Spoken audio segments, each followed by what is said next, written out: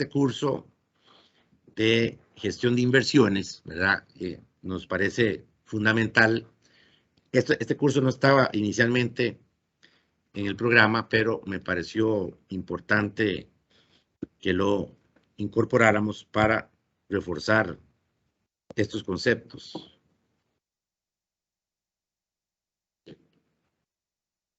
Ahora no me deja pasar esto. Entonces vamos a hablar de algunos aspectos fundamentales que tienen que ver con las políticas de inversión, tienen que ver con el perfilamiento de los clientes. Por eso hicimos ese ejercicio, ¿verdad? Inicial, la gestión de las inversiones, cómo lograr optimizar un portafolio de inversión, ¿verdad? Importante también toda la documentación y respaldo que hay que tener a la hora de realizar una gestión de inversiones, porque pasa algo siempre en los mercados de valores, y se los digo con experiencia, ustedes que son corredores, siempre hay que tratar de documentar las decisiones de los inversionistas, tener el respaldo por escrito, porque los inversionistas padecen de Alzheimer, ¿verdad? Mientras estén ganando, todo está muy bien, pero se caiga el precio, tengan alguna pérdida, ténganlo por seguro que le van a echar la culpa que fue una mala asesoría, y entonces es importante el respaldo, ¿verdad? Entonces, hoy por hoy, vean que la normativa a nivel de los mercados de valores también está, al igual que los sistemas financieros, está emigrando a lo que se llama una supervisión basada en riesgos. Entonces, es muy importante hacer una revelación de los riesgos. Bueno, para poner el ejemplo, si va a invertir en el bono soberano hondureño, bueno, hay que decirle al cliente, sí, este es un bono, este es el riesgo país, ¿verdad? Usted está invirtiendo en un bono con una calificación, ¿verdad? ¿Y cuál es el riesgo? Bueno, que suban las tasas de interés, y que si usted tiene que salir a liquidar el bono en el mercado secundario, va a tener que venderlo a un menor precio. Entonces ahí se va a materializar una pérdida. Si usted no necesita liquidez, se lo deja hasta el vencimiento, pues no pasa nada, pero es importante siempre advertir al inversor cuáles son los riesgos, ¿verdad? Hay un tema que se llama la alocación de los activos, en inglés es el asset allocation, ¿verdad? Que justamente es dónde voy a hacer yo la selección, ¿verdad? Si un inversionista institucional dice, mira, aquí tengo $1.000.000, bueno, le voy a tomar el $1.000.000 y se lo voy a invertir en un solo instrumento, o voy a hacer un portafolio, voy a diversificar, voy a invertir a corto, mediano y largo plazo. Por aquello que ocupe liquidez, pues tiene los instrumentos de corto plazo que podría disponer, pero a largo plazo también le ayuda a aumentar la rentabilidad. Entonces es importante lo que tiene que ver con la selección, la estrategia de selección de cuáles son los activos que va a incorporar en un portafolio. Vean que cuando uno habla de bonos, habla de instrumentos de renta fija, pero si yo hablo de acciones, es renta variable. Si yo hablo de otro tipo de instrumentos, como los fondos de inversión, les cuento lo que pasó en Costa Rica. Las entidades financieras, con el famoso tema del cross-selling, ¿verdad? Le dijeron a todos los plataformistas, empiecen a meter a los clientes fondos de inversión. Y claro, entonces había los señores pensionados que ya están acostumbrados a renta fija, a recibir sus cupones, ¿verdad? Y les encanta ir a la entidad financiera a cobrar el cupón, le cambian el instrumento y le meten un fondo de inversión. Los fondos de inversión son instrumentos que hacen mark to market. ¿Qué significa eso? Que valoran a precios de mercado. Todos los días se calcula el valor de la participación, y entonces es un instrumento de renta variable, ¿verdad? Aquí en el mercado hondureño, pues todavía no han llegado, pero con la reforma que se pretende a la ley de mercado de valores, si la reforma pasa, es un instrumento que vamos a tener muy cercano aquí en el mercado hondureño, ¿verdad? Porque hay un incentivo que establece la ley de mercado de valores para esta figura.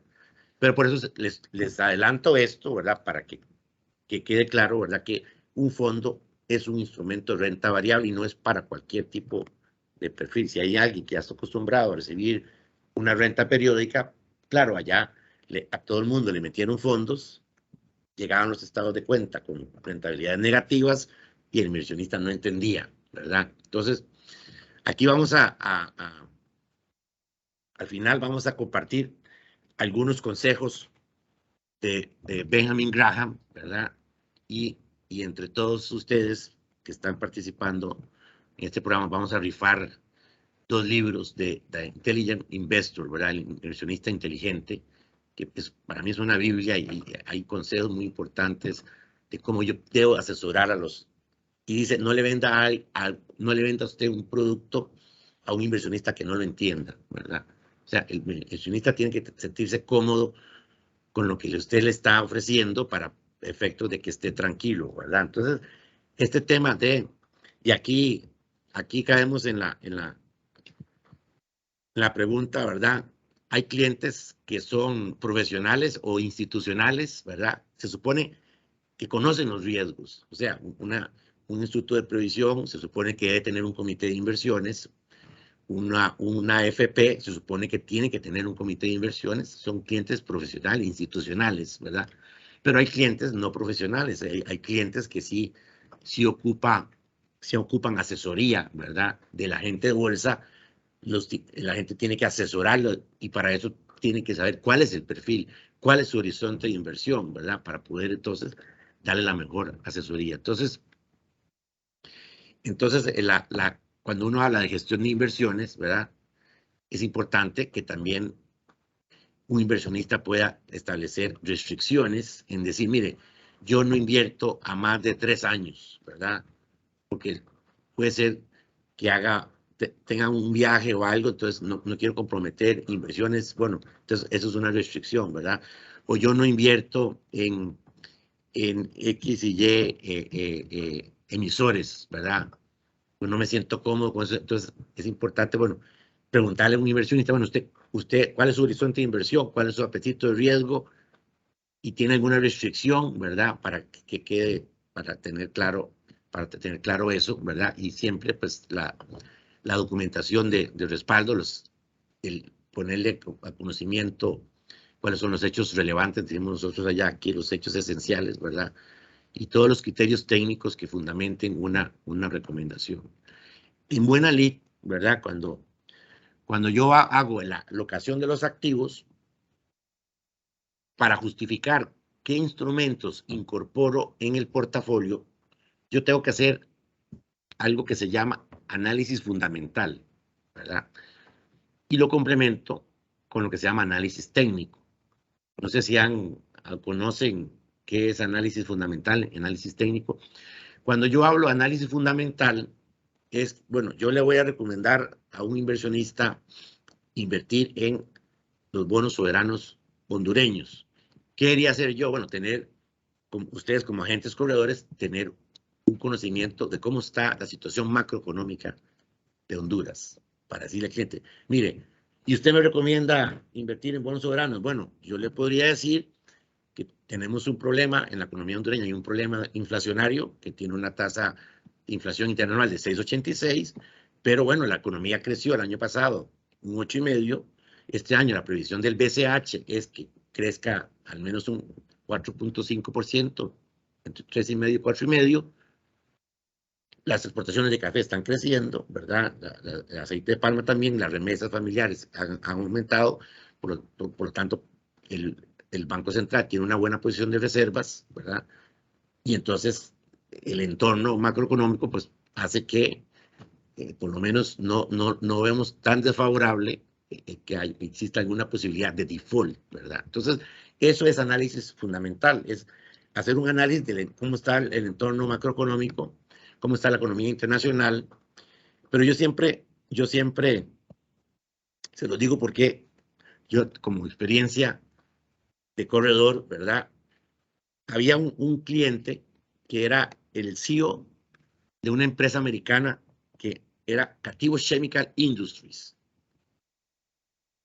Vea, cada vez que yo iba a visitarlo, porque era un cliente, un inversionista muy importante de la Casa de Bolsa allá en Costa Rica, yo tenía que estudiar como si fuera una tesis doctoral, porque él me probaba para ver si yo sabía. Entonces, cada vez que yo llegaba a que me firmara una orden de inversión, y estaba hablando con el CEO de una empresa de muy alto nivel, entonces cada vez llegaba, así Edgar, mira, ¿y cómo ve la situación de Estados Unidos? ¿Y cuántos son el déficit comercial que tiene en Costa Rica? ¿Y cuánto es el nivel de reservas en este momento? O sea, entonces yo tenía que, como me decía un jefe que yo tuve americano, la clave es, usted tiene que manejar las cifras con propiedad, porque si usted, un inversionista, le empieza a preguntar, mira, ¿y cuáles son? ¿Cuántos meses? Vea la pregunta, ¿cuántos meses de importación? A ver si me contestas, ¿cuántos meses de importaciones financian las reservas monetarias del BCH? 7. Perfecto, excelente, esa es.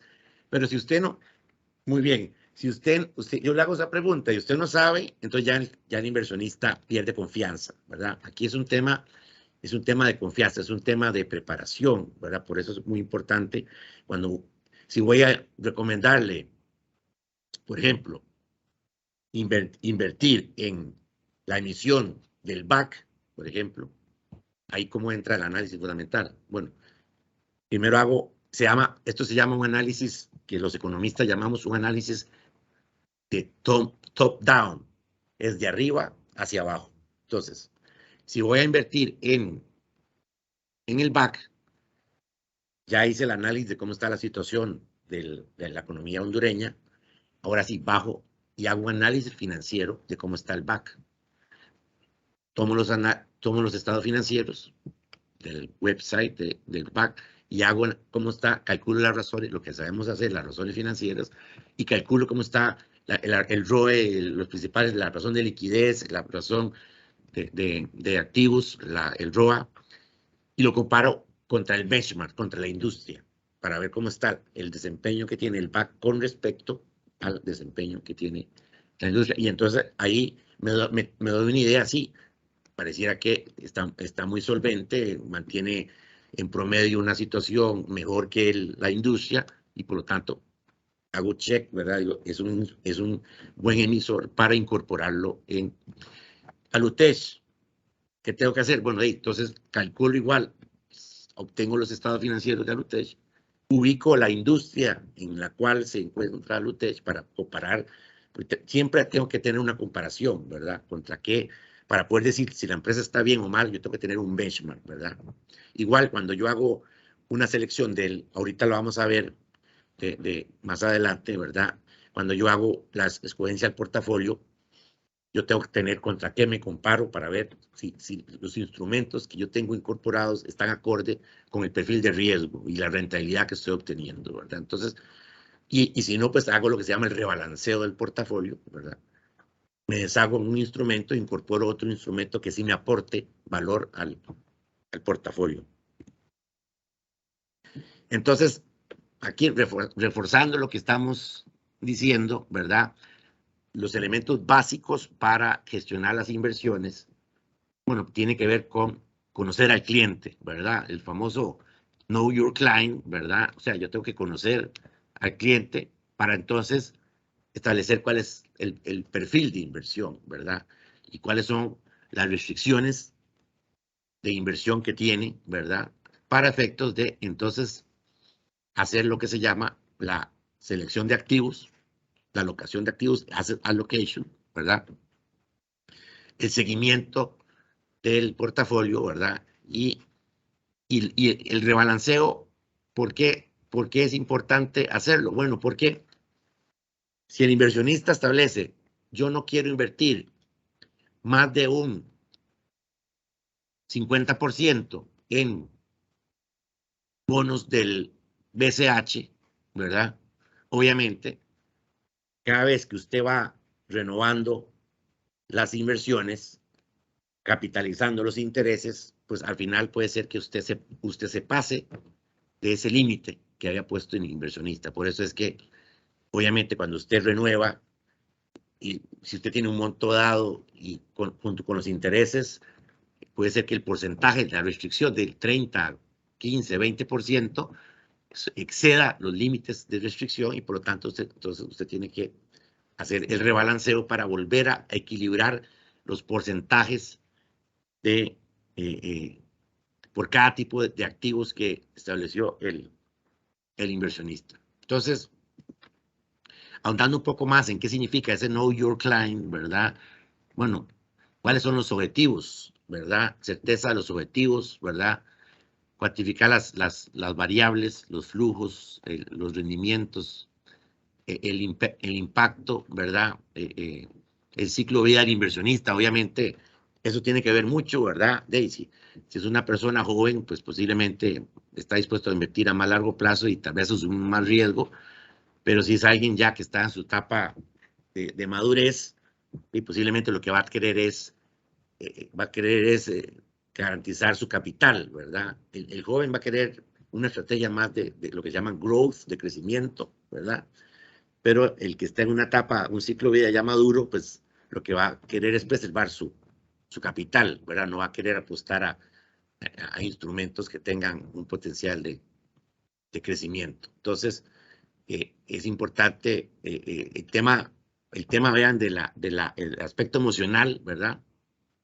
¿Cómo reacciona ante las pérdidas, verdad? Bueno, uno debería tener algún perfilamiento. Mire, usted está dispuesto a perder, si tuviéramos un escenario de volatilidad, ¿cuánto está dispuesto a perder?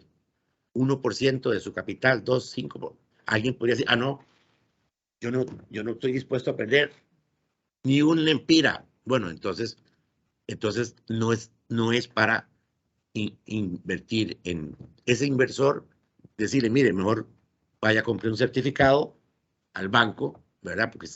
Y ahí se queda tranquilo, un certificado a un año, a 6 meses, ¿verdad? Pero si invertimos en instrumentos de renta fija a través del mercado de valores, tarde o temprano, el mercado hondureño no es la excepción. Vean que todas las economías del mundo, desde Europa, América Latina, todas tienen un problema inflacionario y todas, con excepción de Honduras, yo creo que Honduras es la excepción mundial, todas han ajustado sus tasas de interés y sus tasas de política monetaria. Y la única economía que no ha hecho ese ajuste es Honduras.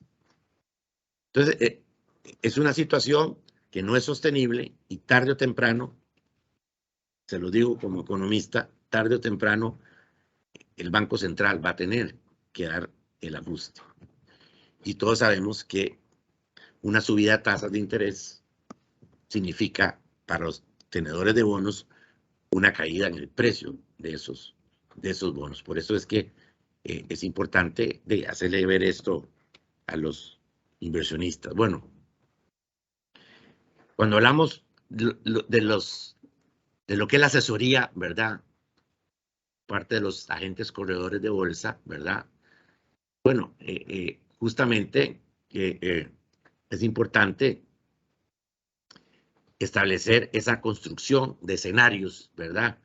De riesgo. Vean que, siguiendo la línea de una supervisión basada en riesgos, hay un concepto que no sé si lo conocen.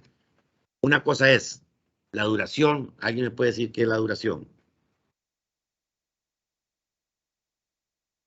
¿Ah? ¿El periodo qué? Vas bien, pero te falta una palabra ahí. ¿Ah? ¿Cuál es la diferencia entre vencimiento y duración? Se lo cambio la pregunta. La vigencia. La vigencia, es decir, si va a estar, si se vence, por así decirlo, en 2 meses, entonces su duración son 2 meses. No. Eso es cierto.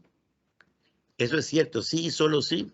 Usted tiene un bono que se llama cero cupón. O sea, cuando usted no tiene flujos intermedios, el vencimiento y la duración es lo mismo. Un bono cero cupón a 5 años su duración es 5 años. Pero el concepto de duración es que usted tiene un bono que recupera, tiene intereses semestral, entonces la recuperación es la vida promedio del bono. Un bono a 5 años con pagos semestrales, posiblemente la duración no son 5 años. Estamos hablando que la vida promedio del bono de 5 años con pagos semestrales anda como en 4 años y resto.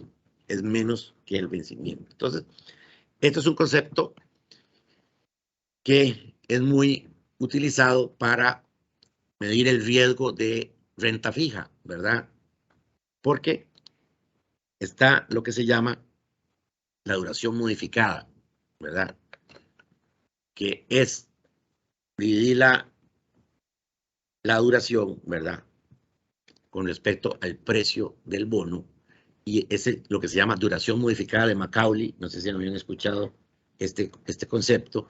Y entonces es una medida de sensibilidad. ¿Qué me dice esto? Bueno, ¿cuánto me afecta el precio de un bono por un aumento del 1% en las tasas de interés? Entonces, sobre todo para inversionistas institucionales, ¿verdad?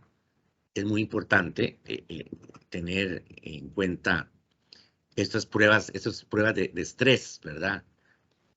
A nivel de banca los bancos están muy acostumbrados a hacer esos escenarios por regulación y normativa, pero a nivel del mercado de valores no, ¿verdad? Pero como les adelanto, ¿verdad? Que viene, la CNB viene con ya en forma más intensa a que vayamos a una supervisión basada en riesgos, ¿verdad? Es importante, ¿verdad? Conocer todos estos aspectos. Y bueno, en la bolsa vamos a organizar un webinar con un experto en esta materia, ¿verdad? Para que ustedes puedan fortalecer esa formación, ¿verdad? En temas de gestión de riesgos. Cuando hablamos de riesgos, ¿cuáles son? ¿De qué riesgo estamos hablando? Estamos hablando de lo que son los riesgos financieros. ¿Cuáles son los riesgos financieros? El que estamos hablando, que sube las tasas de interés. ¿Qué le pasa a un precio de un bono si sube la tasa de interés? Cae. ¿Cuál es otro riesgo? Bueno, que haya un ajuste del tipo de cambio, ¿verdad? Un ajuste fuerte del tipo de cambio, ¿verdad? Y que podría ser, entonces, que el inversionista prefiera invertir en dólares en vez de invertir en lempiras, que haya una sustitución de monedas, ¿verdad? ¿Cuál es el otro riesgo? El riesgo que estamos viviendo, el riesgo de commodities, ¿verdad? De materias primas, que suba el precio del petróleo y por lo tanto, entonces, que se encarezca el costo aquí del combustible. ¿Cuál es otro posible riesgo que podría darse? El riesgo de default.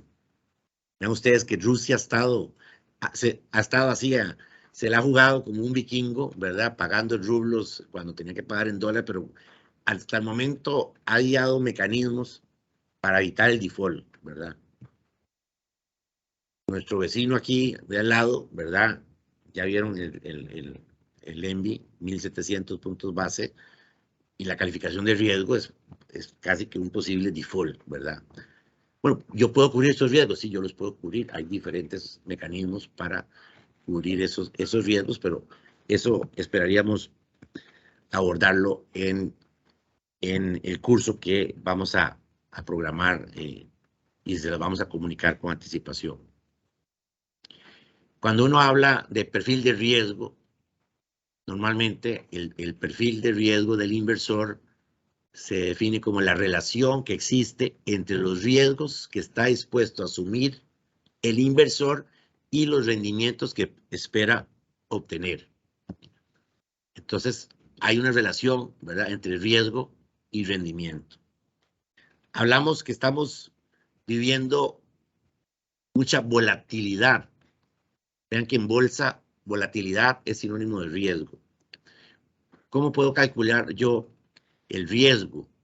Bueno, podría calcularlo con una medida estadística que es la desviación estándar, ¿verdad?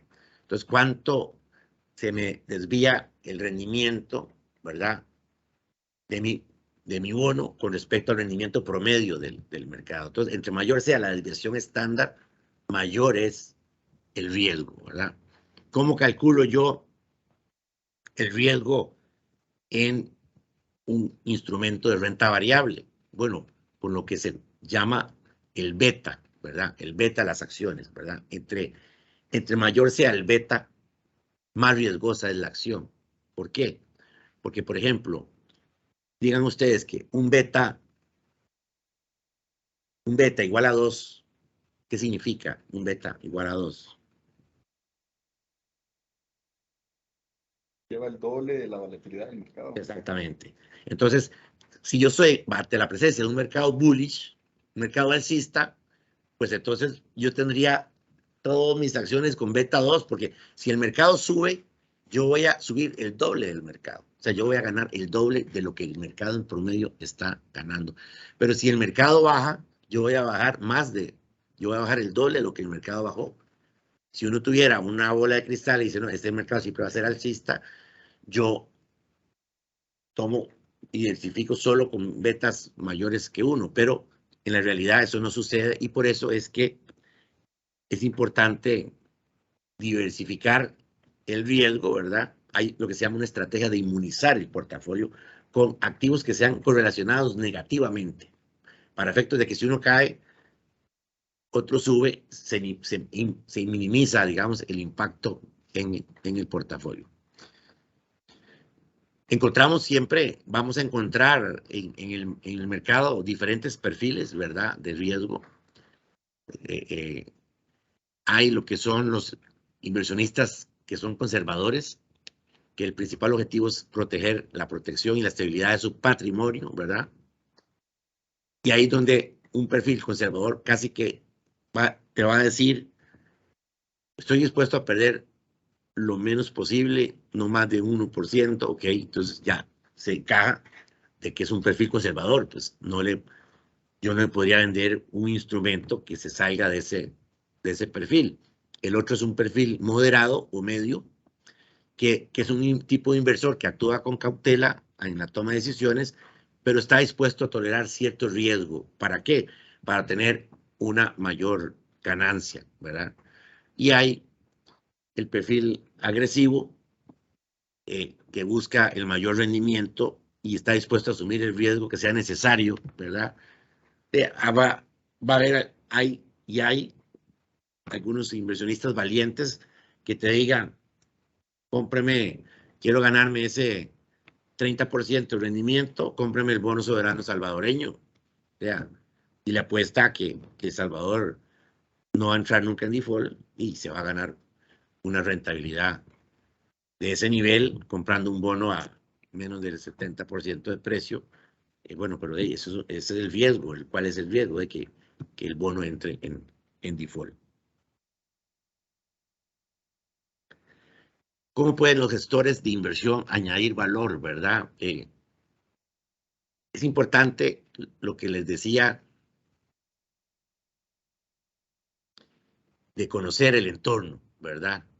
Porque, por ejemplo, a cómo está el entorno actualmente, ¿verdad? Es importante conocer cuál es en qué ciclo nos encontramos, ¿verdad? Si estamos en un ciclo alcista o un ciclo, ¿verdad? Tenemos una situación donde ya la Fed anunció, ¿verdad?, este año con 6 subidas de tasa de interés para llegar más o menos al 3% después de que estaba en cero la tasa de la Fed. Entonces, ante ese escenario, pues vamos a tener y una alta inflación. Hay un fenómeno que se habla de estanflación, que es inflación sin crecimiento, ¿verdad? Entonces, la preocupación que tiene el mercado es si la política de la Fed va a ser neutral de forma tal que la subida de tasas no afecte el crecimiento económico. Entonces, por eso es que tenemos un fenómeno de curva invertida, ¿verdad? Y es importante, en ese sentido, es importante tener claro el entorno, ¿verdad? Conocer siempre el entorno, porque yo le puedo decir, mira, invertía este bono a 30 años, y sí, pero si dentro de un año se dan subidas tasas y necesita liquidez, pues el inversor va a tener que liquidarlo con una pérdida, ¿verdad?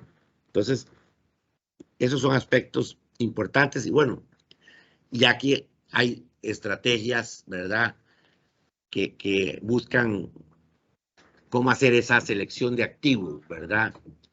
Y entonces hablamos desde una asignación estratégica de activos, ¿verdad? Donde entonces yo hago análisis fundamental, lo complemento con análisis técnico. ¿Qué es análisis técnico? Ya vimos que el análisis fundamental, yo me doy una idea de cómo está la situación macroeconómica, bajo a cómo está la industria en la cual está la empresa en la cual yo voy a invertir, y después bajo ya a hacer análisis financiero. Eso es lo que se conoce como análisis fundamental, pero complemento ese análisis con análisis técnico, ¿verdad? Ya análisis técnico tiene que ver con lo que es hacer gráficas de cómo se ha comportado el activo financiero en el tiempo, ¿verdad? Calcular lo que se llaman indicadores estocásticos. Y ahí hay varios indicadores que son muy utilizados en el mercado, como es las bandas de Bollinger, que lo que son dos bandas envolventes que envuelven la gráfica de precios del instrumento. Entre más se ensanchen más las bandas, más volatilidad, o sea, más riesgo tiene el instrumento. Entre menos se ensanchen, menor volatilidad, ¿verdad? Están lo que se llama el índice de fuerza relativa, el RSI, Relative Strength Index, ¿verdad?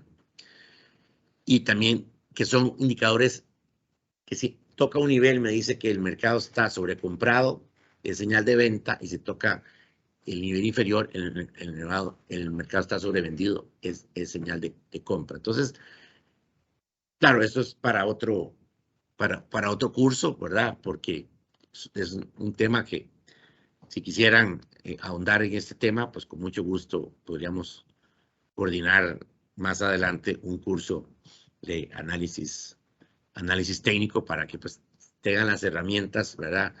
De cómo, claro, esto opera para lo que es más lo que es renta variable, ¿verdad? Lo que es el mercado para compra de acciones, ¿verdad? No tanto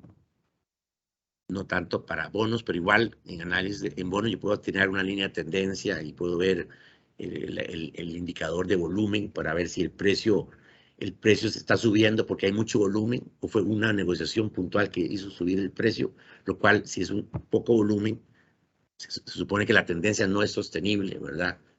Que si fuera mucho volumen, la tendencia sí es sostenible. Entonces, esto es lo que les mencionaba de la diversificación, de no tener los activos correlacionados positivamente, no conviene, ¿verdad?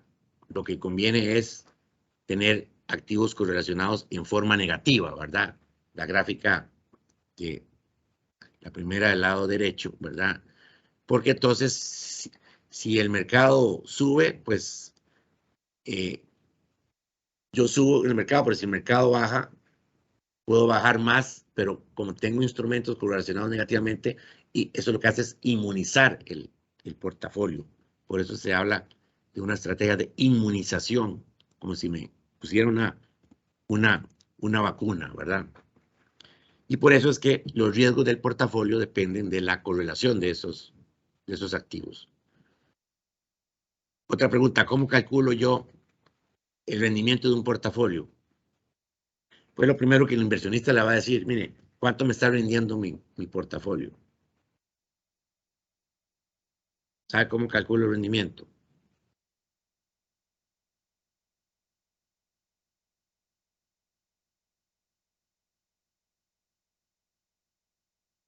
Valor final menos valor inicial sobre valor inicial, contemplando que no han habido retiros del portafolio. Exacto, si tengo flujos, pues tengo que incorporar ahí. Y entonces yo calculo, ¿verdad? El rendimiento final menos el inicial, entre el inicial, ¿verdad? Pero es un rendimiento ponderado. Así como yo calculo el WACC, ¿verdad? Costo promedio ponderado capital. ¿Qué es el costo promedio ponderado capital? ¿Cuánto me estoy financiando con deuda? ¿Cuánto me cuesta la deuda? ¿Cuánto me estoy financiando con capital? ¿Y cuánto me cuesta ese capital? Y eso me da una rentabilidad ponderada. Bueno, en inversiones es igual. Yo puedo tener un 20% en títulos del BCH, puedo tener un 10% en títulos de Alutech, puedo tener un 15% en títulos del BAC, puedo tener un 20% en títulos de FICOXA, y entonces, ¿cómo calculo yo el rendimiento? Bueno, ¿qué proporción de cada uno de esos instrumentos tengo dentro de mi portafolio, ¿verdad? Y cuánto rinde, calculo cuánto rinde cada uno de los instrumentos, y al final saco un promedio ponderado, y eso es el rendimiento del portafolio. De forma tal que yo puedo ver, bueno, qué pasa si incorporo un instrumento adicional, ¿verdad? Eso lo pueden hacer una fórmula en Excel, y ahí podrían ustedes decir, bueno, es que el inversionista me dijo que quería, por lo menos está dispuesto a invertir en la bolsa si obtenía una rentabilidad del 7%. Si obtiene menos del 7%, entonces prefiere no. Bueno, entonces yo puedo jugar, ¿verdad? ¿Cómo hago, verdad? ¿Qué instrumentos incorporo dentro de mi portafolio para llegarle a esa rentabilidad objetivo, ¿verdad? Recuerden que en bolsa es prohibido, y ha habido casos penales de agentes corredores de bolsa que le han dicho a un inversionista, mire, yo le garantizo ese rendimiento, ¿verdad?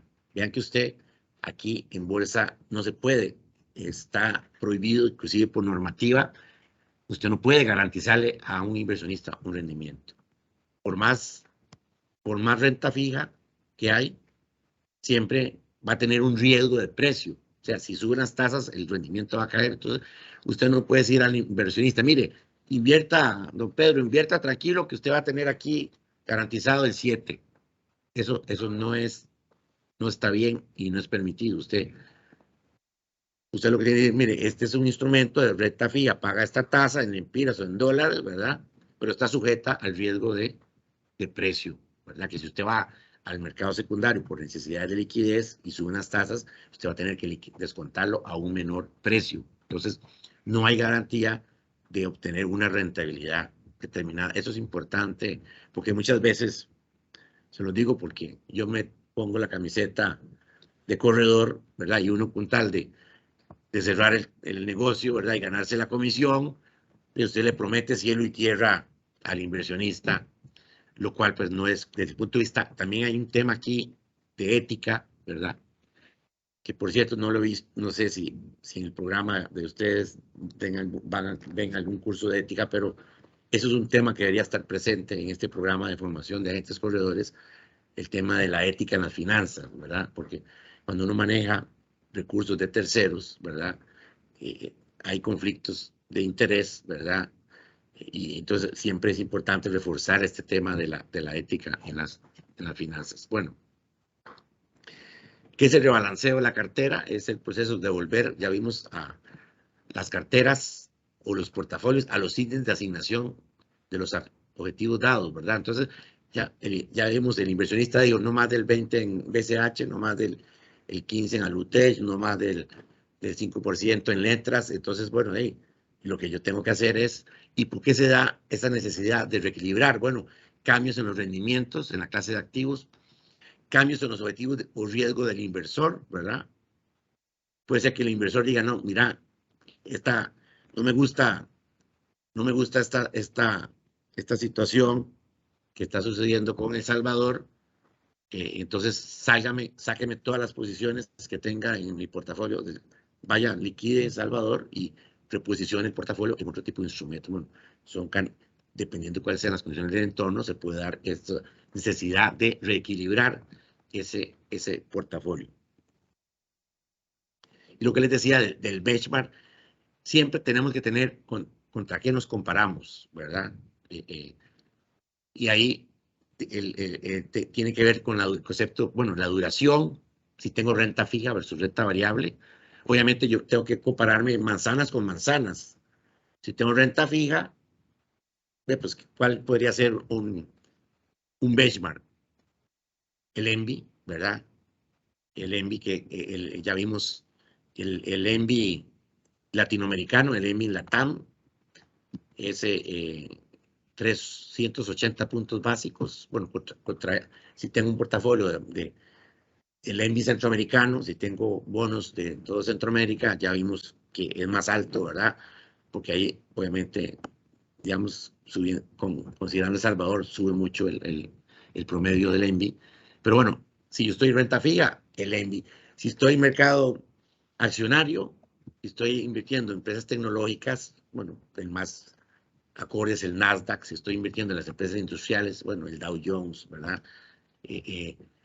Si estoy invirtiendo en acciones del mercado europeo, está el MSCI, ¿verdad? El MCI, que está el Eurostock, ¿verdad? De las empresas más capitalizadas en Europa. Entonces, siempre hay algún índice, para eso están los índices que me pueden dar un reflejo de cómo está haciendo mi desempeño con respecto al portafolio. Y hay unas medidas ya más sofisticadas. Una es el ratio de Sharpe, ¿verdad? Que toma en cuenta la desviación estándar de los activos. El otro está el ratio de Traynor, ¿verdad? Que toma en cuenta el beta, ¿verdad? Eso es muy relacionado con el modelo de fijación de precios de activos de capital, ¿verdad? El CAPEM, ¿verdad? El Capital Asset Model Price, que establecen ese tipo de instrumentos. Y si yo quisiera ya pues hacer algo más afinado de ver cómo está haciendo mi gestión, administrando por ejemplo, esto lo usan mucho los portafolio managers, los que manejan fondos mutuos, ¿verdad? Usan este tipo de medidas para evaluar cómo está el desempeño acorde con el perfil de riesgo de los instrumentos que está incorporando en su portafolio. Aquí vamos a algunos quotes que son principios básicos y tomados de don Benjamin Graham, ¿verdad? El primero, el que está en amarillo, dice: el tema más importante en las inversiones es la gestión del riesgo. Que vean ustedes, lamentablemente, yo lo digo, no tenemos una cultura en Centroamérica de gestión de riesgos. No lo traemos en el ADN. Tenemos un problema de formación, de que no estamos acostumbrados a asimilar estos conceptos, ¿verdad? Pero, como lo dice Benjamin, el reto es hacer dinero mientras se controla el riesgo, ¿verdad? O sea, el riesgo yo no lo puedo evitar, ¿verdad? Lo que hay que saber administrar el riesgo, ¿verdad? La otra es: los riesgos más importantes de un inversionista son dos: perder dinero y perder oportunidades. Ven qué interesante, ¿verdad? Sí, hay muchas oportunidades que están ahí presentes. ¿Qué hace el magnate Warren Buffett?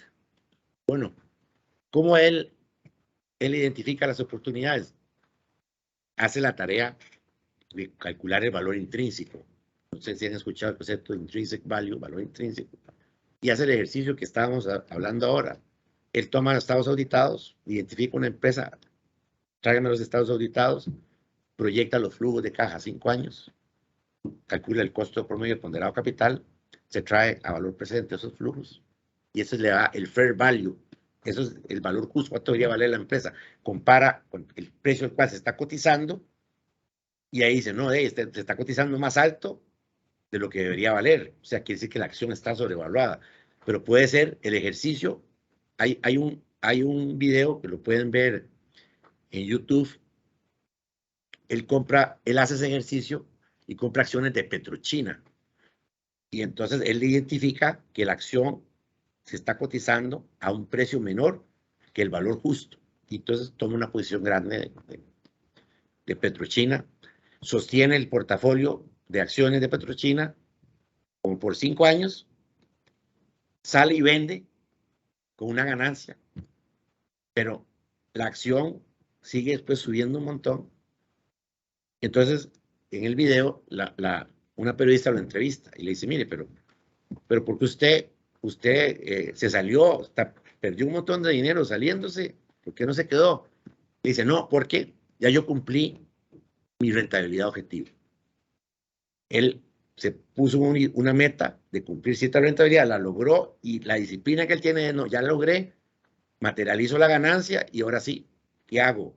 De nuevo hago el análisis fundamental, calculo el valor intrínseco de una empresa, identifico la oportunidad, vuelvo a reposicionar el portafolio y eso es lo que él hace, ¿verdad?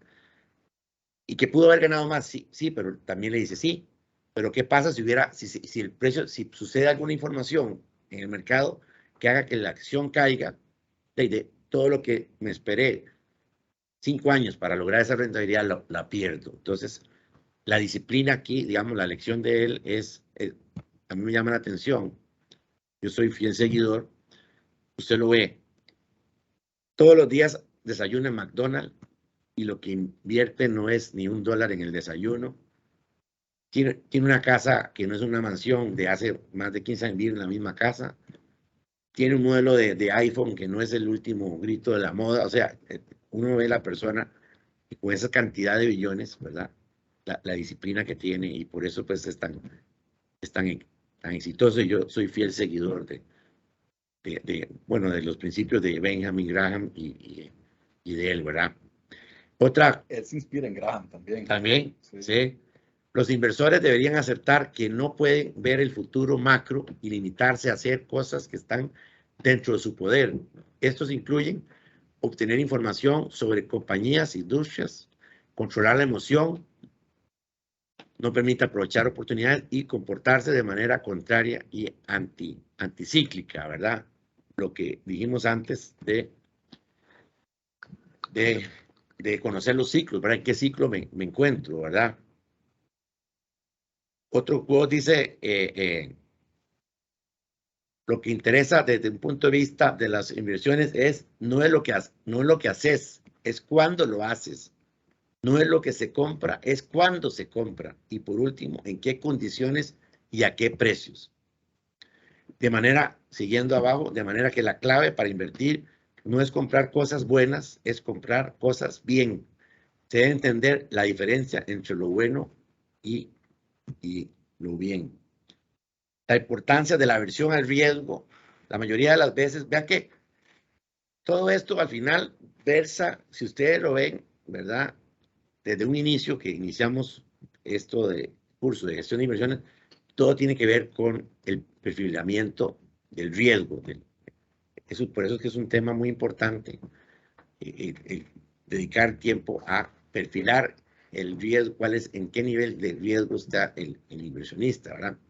La importancia de la aversión al riesgo. La mayoría de las veces las personas son temerosas a las pérdidas y se preocupan más por el dólar perdido que el dólar que se gana. Esto es así, la mayoría de las personas son adversas al riesgo. Hay muchos inversionistas que son muy adversos al riesgo, ¿verdad? Los inversores se mueven como un péndulo, me gusta mucho, entre el temor y la avaricia, entre el optimismo y el pesimismo, entre la tolerancia y la aversión al riesgo, y usualmente se balancean en la dirección equivocada. Muchas veces, vean, les voy a contar una experiencia. Estando en la casa de bolsa en Costa Rica, en Popular Valores, teníamos un portafolio de bonos. Se vino la crisis del 2008 y teníamos un portafolio posición propia de la casa de bolsa. Era una casa de propiedad del Banco Popular. Entonces teníamos una cartera bastante importante en posición propia, además de los clientes institucionales, fondos de pensiones. Pero, y allá opera una figura que se llama los reportos. Entonces, la cartera tras de eso estaba apalancada. Pero el apalancamiento, hay un arbitraje de tasas, porque digan ustedes que el portafolio me estaba rindiendo un 7,5 y el financiar toda esa cartera, me costaba un 4,5. Entonces siempre tenía un spread, ¿verdad? que me permitía seguir renovando los financiamientos, tal como lo que se llama un rollover, ¿verdad? Cuando se vino la crisis, se cayeron los precios, estábamos perdiendo, se los voy a dar en dólares para que estábamos perdiendo $10 millones. Pérdida no realizada, ¿verdad? Y entonces nos reunimos en el comité y entonces había unos temerosos. No, hay que salirse ya, porque esto va a seguir cayendo más y vamos a perder más. Y entonces yo les dije, miren, o sea, si salimos ya vamos a materializar. Tenemos un gap amplio y mi análisis, mi feeling, les digo, me dice que, o sea, no, o sea, al final se va a mantener ese gap, o sea, nos va a permitir con el spread que estamos obteniendo poco a poco ir compensando esa pérdida. Entonces mi recomendación es sostener el portafolio. Bueno, al final se votó, siempre hay, por eso les digo, siempre hay alguien temeroso, ¿verdad? Del comité, 2 votaron que había que salirse porque si nos quedábamos íbamos a perder el doble de lo que estábamos perdiendo. Y incluyéndome a mí, 3 dijimos no, sostengamos el portafolio. Y bueno, y entonces se logró, sostuvimos el portafolio. Lo mantuvimos por 3 años. Y después de que estábamos perdiendo $10 millones, logramos tener una ganancia de 4 millones. O sea, en 3 años, sí, seguíamos renovando las operaciones, ya el mercado se recuperó, empezaron a subir los precios y eso nos permitió ir saliendo con algunos instrumentos, con la ganancia de capital y logramos revertir la pérdida que teníamos de 10 millones a una utilidad de 4 millones de dólares. Entonces, digamos que este es un ejemplo real, ¿verdad? Que muchas veces, a veces el temor hace que usted en estos mercados pierda, ¿verdad? Y él lo dice, mire, si usted quiere ganarle al mercado en corto plazo, no es el mercado, no, vaya invierta en un certificado de un banco, ¿verdad? La bolsa no es para invertir a corto plazo, por lo menos eso es lo que él menciona en su libro, ¿verdad? O sea, si usted quiere ganar el mercado, y es que por más crisis financiera, el mercado, hay estudios de la unidad de Business Intelligence de Bloomberg que han hecho escenarios donde siempre usted va a tener una rentabilidad en la bolsa positiva si usted se mantiene por lo menos en un horizonte de mayor a 5 años, por más crisis que ha habido, siempre la rentabilidad en esos escenarios ha sido favorable al inversionista. Pero aquel que se quedó menos de ese plazo, la rentabilidad ha sido negativa, ¿verdad? Entonces, es importante tener en cuenta. Ya seguimos con algunas otras frases. La mayoría de las tendencias positivas son eventualmente llevadas al exceso y esos excesos finalmente se corrigen por sí mismos o son corregidos. Vean el ejemplo de la volatilidad del precio del petróleo. Uno dice, pero ¿por qué pasa esto? ¿Por qué se da eso? Bueno, porque cuando llega a 113 el WTI, hay inversores que compraron a 80. Y entonces a 113 inversores, no, a ese precio yo materializo la ganancia. Entonces, ¿qué es lo que sucede? Le ponen siempre oferta y demanda. Salen más vendedores que compradores y hacen que el precio caiga. Entonces, el precio vuelve a caer, pero ustedes ven que llega a 100 y ahí vuelve otra vez a subir. Bueno, ¿por qué? Porque a 100 aparecen compradores que dicen, no, el precio va a llegar a más de 120 este año, entonces a 100 yo empiezo a comprar, entonces empiezo a comprar y vuelve a subir el precio. Entonces, hay dos conceptos que en bolsa se conocen como los niveles de soporte y resistencia, ¿verdad? Porque entonces opera así, cuando llega un nivel, hay muchos que hacen toma de ganancia, se traen abajo el precio, y cuando baja el precio hay compradores que dicen, no, a este precio yo entro, y empiezan a subir el precio. Entonces siempre vamos a tener correcciones, porque no es que si el precio cayó, yo puedo decir, no, estoy bajo una presencia, una tendencia bajista, no. Es lo que se llama una corrección del mercado. Precisamente por toma de ganancias, el mercado corrige, pero si yo tiro la línea de tendencia, posiblemente, aunque haya una corrección, estamos ante una tendencia alcista, ¿verdad? Entonces, ¿por qué se dan los ciclos? Bueno, debido a la participación de las personas, las inversiones son un área donde las personas tienen mucho impacto, debido a que las economías y los mercados son afectados por personas y las personas tienen sentimientos. O sea, vean que el mercado se mueve por expectativas. Si hay confianza, o sea, si yo le creo a la Fed que va a ser una política neutral, bueno, pues posiblemente el mercado siga una tendencia alcista. Pero si yo no le creo, yo digo, no va a haber esta inflación, entonces posiblemente tenga una expectativa de que no se va a cumplir la política. Por eso la credibilidad de la política monetaria es muy importante, ¿verdad? Si estoy con una política acomodaticia o una política monetaria restrictiva o expansiva, como la teníamos antes de la pandemia, ¿verdad? Inyectando liquidez en los mercados, tasa cero para estimular el crecimiento. Bueno, es importante ver justamente en qué tipo de política me encuentro. Mucho optimismo, poca aversión al riesgo y mucha disponibilidad de capital, ¿verdad? El trabajo del asesor es determinar el valor justo de los activos, ¿verdad? Pues lo razonable es comprar. Estas se las voy a compartir en la presentación para que todos la tengan, ¿verdad? El trabajo del asesor es determinar el valor justo de los activos, ¿verdad? Pues lo razonable es comprar cuando el valor de los activos es inferior a su valor intrínseco, ahí está el concepto, y vender cuando el precio se encuentra por encima de este, ¿verdad?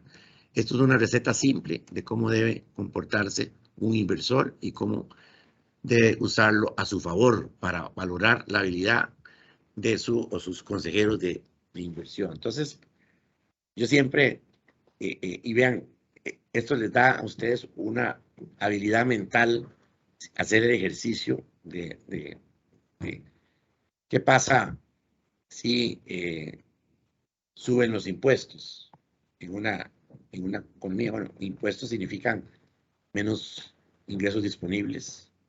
Menos ingresos disponibles significan menos flujos de caja libres a las empresas. Por lo tanto, una política de subida de impuestos, obviamente, hace que el mercado caiga. ¿Por qué? Cuando Donald Trump ganó las elecciones, subió la bolsa, porque él prometió una reforma tributaria, repatriar las empresas de Estados Unidos que estaban afuera, y entonces el mercado subió rápidamente. ¿Por qué? Porque inmediatamente el inversor hace el ejercicio, menos impuestos, más flujos a futuro, más ingresos, traído valor presente, la empresa va a valer más a futuro, empiezo a comprar hoy, y esa es la dinámica, porque los mercados suben y por qué van basados en esta teoría. Confundir la inversión con especulación siempre es un error, ¿verdad? Lo dice Benjamin Graham. Voy a compartirles nada más para cerrar este curso algunos aspectos, ustedes que tienen en su relación con los clientes, ¿verdad? Vean que este es un negocio de relaciones. Cuando yo estaba de gerente de la casa de bolsa, esta es una anécdota, lamentablemente el corredor de bolsa falleció, en paz descanse. Le hago la entrevista y le digo, mire, una entrevista normal de trabajo, y le digo, mire, usted toma licor. Entonces el tipo se me queda así un poco extrañado y Me dice, bueno, sí, me gustan unas cervecitas, vino, whisky, tequilita de vez en cuando. Y yo, excelente, está contratado. Le digo. Si usted me hubiera dicho que no, no lo contrato como corredor. Porque este es un negocio de relaciones. Y si hay un cliente que se toma una cerveza, con todo respeto, no sé, temas aquí de cultura y de religión de los participantes aquí, pero aquí el hombre por lo menos sí sí me entiende lo que estoy diciendo. O sea, si usted va donde un cliente que te toma una cerveza y usted se pide una Coca-Cola, ya ahí no hay química, se los digo por experiencia. Así que si el cliente se pide una cerveza, usted, sí, claro, yo lo acompaño con una cerveza. Entonces, porque este es un tema de relaciones, uno tiene que ganarse la confianza. Si yo le decía a los corredores allá, les dije, vean, les voy a pagar un curso para que aprendan a jugar golf. Pues si el cliente juega golf, usted tiene que ir a jugar golf. Si el cliente juega tenis, dígale, mira, ¿qué vas a hacer? Vamos a intentar.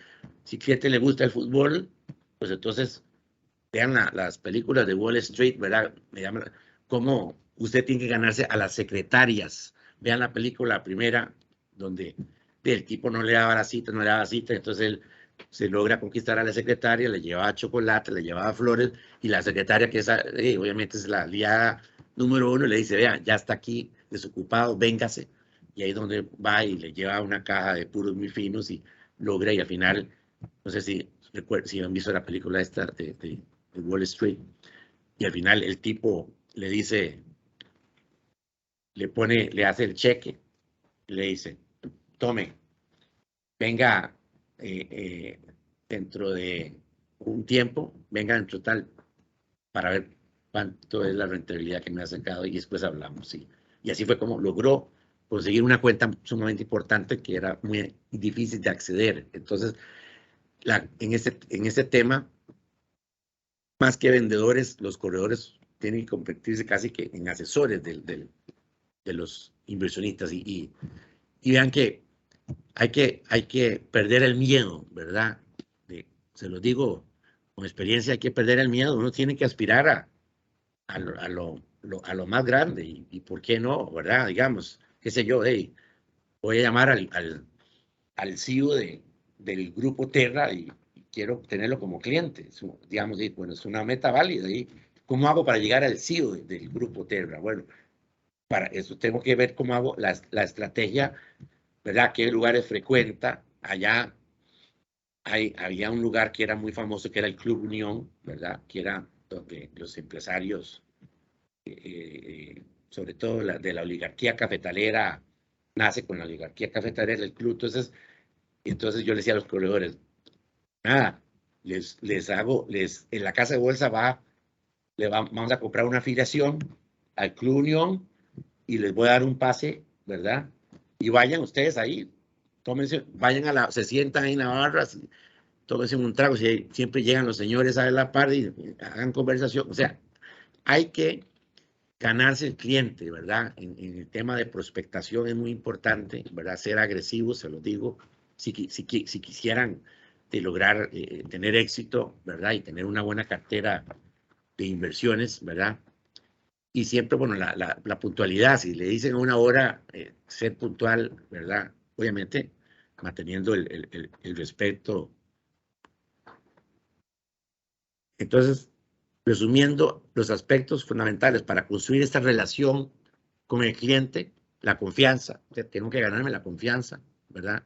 Ser transparente, ¿verdad? Nunca ocultar nada.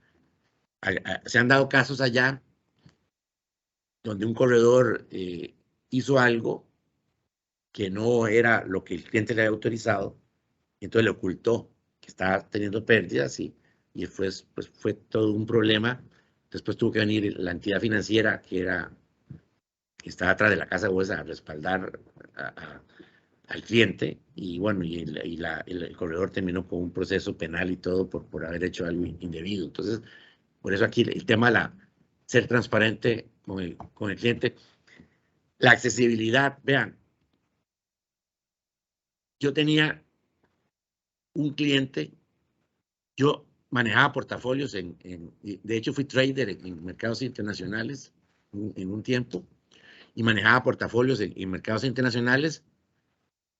Y yo tenía un cliente que era intensivo y entonces me probaba y a la 1 de la mañana me llamaba al celular y siempre a la 1 de la mañana yo veía, hijo, puña, entonces, mira que es que acabo de ver, ¿qué te parece? ¿Qué estás viendo? Sí, sí, me parece excelente, dale. Entonces, siempre yo estaba disponible, porque ya, si un cliente te llama una vez, 2 veces, el celular no contestaste, ¿qué va a hacer? De llamarlo. Generalmente los clientes, incluso los clientes, pues no trabajan solo con un corredor. Entonces, si usted no le contestó, posiblemente el corredor de la competencia le contestó y se llevó el negocio. Entonces, digamos, siempre la accesibilidad, ¿verdad? Ser comunicativo, ¿verdad? Es muy importante. Muchas veces seguimos la estrategia porque tenemos inversionistas pasivos, la estrategia del buy and hold, ¿verdad? O sea, yo le compré un bono y ahí nunca más lo volví a llamar hasta cuando se le va a vencer, entonces ahí sí lo vuelvo a llamar.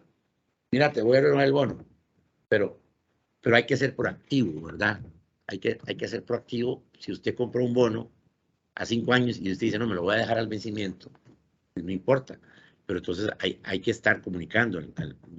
Mire, es que va a haber, salió una nueva subasta, hay esta nueva oportunidad, hay esta opción. O simplemente, vean, el tema de la relación, usted no tiene ni idea el valor que tiene, simplemente llamar al inversionista. Mira, ¿qué pasó? ¿Me querías ofrecer algo? No, nada más te llamaba para saludarte, a ver cómo estabas y tal vez informarte que la próxima semana va a haber subasta del vago, va a salir, o ya se registraron los soberanos hondureños, vamos a registrar y te quería dar información para que estés, cuando ya los instrumentos estén disponibles, pues ya tengas un conocimiento. Simplemente el mero tema de educar, los inversionistas lo valoran mucho, ¿verdad? Pero a veces perdemos el contacto, le hacemos una inversión y no volvemos a llamar al cliente hasta dentro de 6 meses, ¿verdad? Entonces, difícilmente con una estrategia de esas van ustedes a construir una relación con los inversionistas. Y es ¿qué comercializamos? Productos bursátiles, ¿verdad? ¿Qué son productos bursátiles? Son activos intangibles, ¿verdad? O sea, lo que vendemos nosotros es asesoría, es un servicio, ¿verdad? Entonces, lo que yo tengo que hacer es como algo que es intangible, que los inversionistas lo perciban como algo tangible, ¿verdad? Esta botella yo la puedo tocar, la puedo probar, el agua y todo, ¿verdad? Entonces, la estrategia para comercializar los productos de bolsa es algo que es intangible, que los clientes lo perciban como algo que sí es tangible, que sí pueden tener, ¿verdad? Entonces, el tipo de asesoría que le demos a los clientes, ¿verdad? Los productos alternativos que le podamos dar es fundamental, ¿verdad? Porque lo que vendemos son servicios, ¿verdad? No vendemos botella, ni vendemos jarra, ni nada de eso, vendemos un servicio, ¿verdad?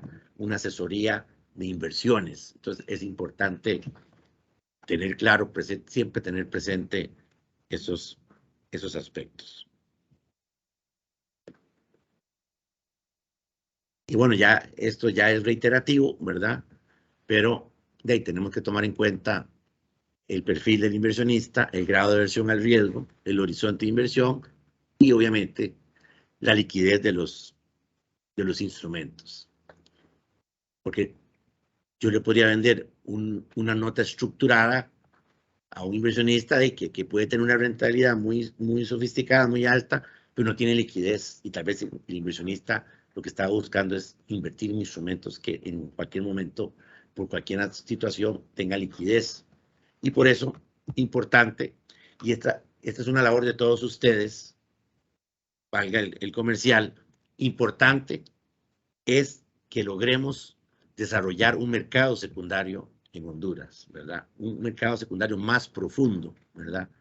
Es necesario, por eso, y enhorabuena que cada vez pues, se registren más corredores en el mercado, porque los corredores nos van a ayudar a ir a buscar esos inversionistas, que también quieran aprovecharse de un mercado secundario, y necesitamos tener un mayor mercado secundario, ¿verdad? La bolsa no vive solo de un mercado primario, ¿verdad? No solo vive de las subastas del BCH y ese fin que no hay ahorita, sino también hay que atraer más emisores como Alutech, ¿verdad? Entonces también, ¿cuál es el discurso? Vean, ese es el mejor timing para un emisor que quiera financiarse por las condiciones de la situación del mercado hondureño. Ustedes pueden decir, vean, no es el mejor momento si usted quiere financiarse a largo plazo a una tasa muy competitiva. ¿Y cuáles son los argumentos? Ustedes pueden decir, bueno, la bolsa le permite un plazo más largo que no le permite la banca, le permite tasas muy competitivas, le permite registrar una emisión, entonces puede ir colocando por series conforme las necesidades. Entonces, yo creo que hay argumentos de sobra para ir a convencer a los empresarios, ¿verdad?, que miren la bolsa como un medio de financiamiento. Entonces, en la medida en que las casas porque esto es una labor, no es de la bolsa, esto es una labor de todos. Por eso tenemos un eslogan en la bolsa que estamos desarrollando una campaña de marketing, que es: el mercado de valores lo impulsamos todos. Pues esto es una labor de los corredores, de las casas de bolsa, pero también de los fondos de pensiones, de las aseguradoras, de los inversionistas, del regulador, del sistema financiero, de los bancos, ¿verdad? O sea, en la medida en que todos logremos impulsar ese mercado, pues vamos a tener un mercado de valores más desarrollado. Y está demostrado que una bolsa desarrollada es sinónimo de reactivación económica. Por eso que en las economías pues buscan, o un motor de crecimiento económico es tener un mercado de valores bien consolidado. Por eso yo aplaudo, y tenemos ustedes que tienen contactos con inversionistas, que tienen contactos con empresarios, que tienen contactos con el sector político de la sociedad hondureña. Yo aplaudo, y tenemos que hacer un esfuerzo, una labor hormiga de convencer a cada persona que veamos de que es necesario, a la mayor brevedad posible, que pase el proyecto de ley de reforma al mercado de valores, porque ese proyecto de ley va a darle grandes ventajas al mercado, ¿verdad? Ese proyecto de ley desarrolla la figura de la titularización, que ha tenido mucho éxito en muchas economías. Ese proyecto de ley desarrolla la figura de los fondos de inversión, que van a estar exentos, lo cual le va a dar más dinamismo, va a haber más instrumentos, más oportunidades donde diversificar verdaderamente un portafolio, porque aquí casi que no tenemos instrumentos para diversificar más que emisores bancarios, financieros, Banco Central y un emisor privado, y para de contar. Bueno, entonces por eso necesitamos una labor de todos ustedes, un esfuerzo conjunto para motivar justamente el que más empresas nos puedan acompañar siendo emisores en la bolsa. Queremos desarrollar también, la ley permite desarrollar la negociación de facturas. Entonces eso va a permitir a las pymes tener acceso al mercado de valores, o sea, una mayor inclusión financiera, porque entonces va a haber un mercado donde yo podría decir, mire, yo tengo esta factura y entonces la descuento, la negocio por precio. No, ahí no sería por rendimiento, sino es por descuento, pero va a haber inversores que les va a interesar obtener una rentabilidad haciendo una negociación en mercado secundario de facturas. Entonces, estamos viendo ya la plataforma de negociación, que ya la tiene desarrollada nuestra bolsa de Nicaragua, colega, y entonces para poder tener los sistemas también, una vez que pase la ley, los sistemas habilitados en una rueda de negocios en mercado secundario para poder negociar facturas. Entonces yo creo que hay muchas oportunidades, pero necesitamos el esfuerzo de todos ustedes. y necesitamos pasar de un enfoque centrado en productos a otro basado en las necesidades de los clientes. O sea, yo tengo que también trabajar en la parte de cuáles son las necesidades que tiene el cliente. Nos decían las AFP, mire, es que tengo tanta liquidez que no hay en dónde invertir. Estamos preocupados porque no tenemos instrumentos. Por eso es que hay que traer esos instrumentos al mercado para ofrecérselos a los inversionistas. Y bueno, aquí, Avi, si me ayudase para hacer la rifa. Sí, licenciado, antes tenemos una consulta por parte de Fran. Ajá, perfecto. Bueno, la consulta es, ¿el rebalancear una cartera obedece a una actualización de la posición de activos acordes al nivel de riesgo que va marcando en los mercados? Sin embargo, ¿qué tanto se rebalancea un portafolio cuando tiene ETF que prácticamente diversifica el riesgo? Bueno, es una buena pregunta, ¿verdad? El ETF efectivamente diversifica el riesgo. Lo que pasa es que depende, hay diferentes tipos de ETF. Por ejemplo, hay ETFs que replican la industria de oil and gas. Hay ETFs que replican la industria de las tecnológicas, donde están las principales empresas de tecnología. Hay ETFs que replican las empresas farmacéuticas, donde están Pfizer, Moderna, todas las de la vacuna de COVID, ¿verdad?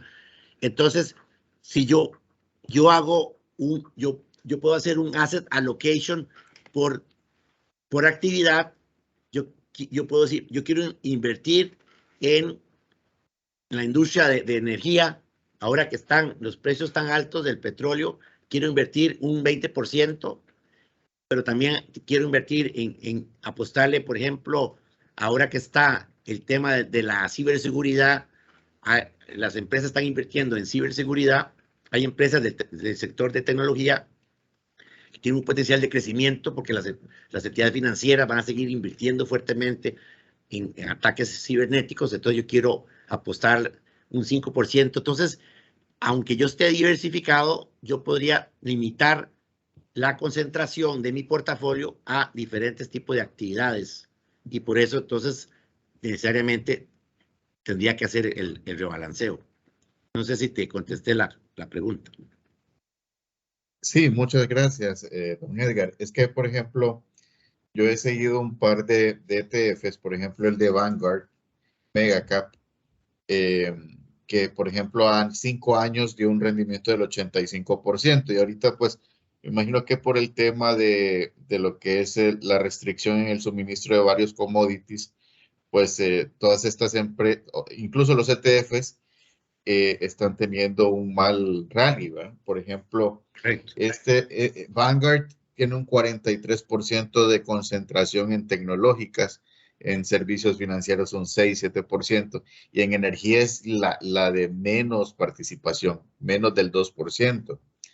Pero yo considero que, por ejemplo, los ETFs, y también tiene mucho que ver la etapa de la vida del inversionista, los ETFs, hay unos que sí están especializados en el pago de dividendos y otros son con el propósito de incremento de patrimonio, ¿verdad? Y estoy de acuerdo con lo que usted decía hace unos momentos, que esto uno lo tiene que ver como algo de un plan a futuro, porque yo creo que si uno se pone a especular para sacar ganancias en el corto plazo, pues ya estaríamos metiéndonos en los mercados de derivados que incluso son un poquito más peligrosos para alguien que sea neófito en este campo. Pero muchas gracias.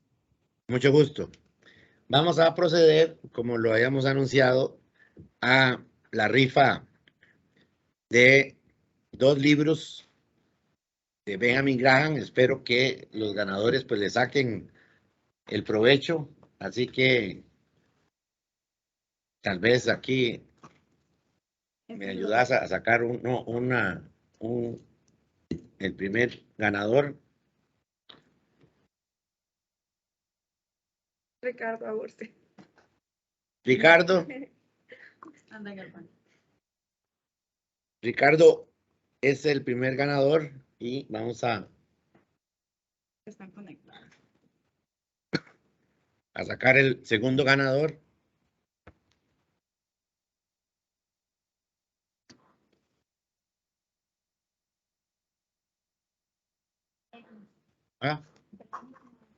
Berenice, Noemi, felicidades. Ese se lo llevamos a San Pedro Sula.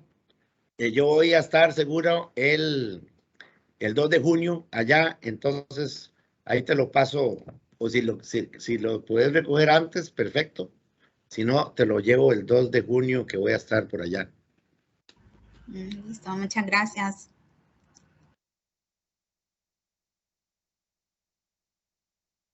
Y bueno, con esto cerramos, salvo que quieran alguna otra pregunta. Si no, aquí felicitamos al ganador.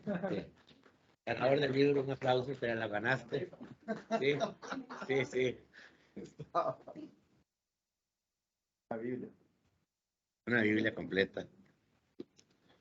Bueno, esto sería por hoy. Muchas gracias por la atención brindada. Y creo que todavía tendrían mañana, ¿verdad? Con Denis, todo lo que son la presentación de las plataformas de negociación de la bolsa. Entonces, que pasen un lindo día a todos. Muchas gracias. Gracias a ustedes. Muchas gracias. Buen día.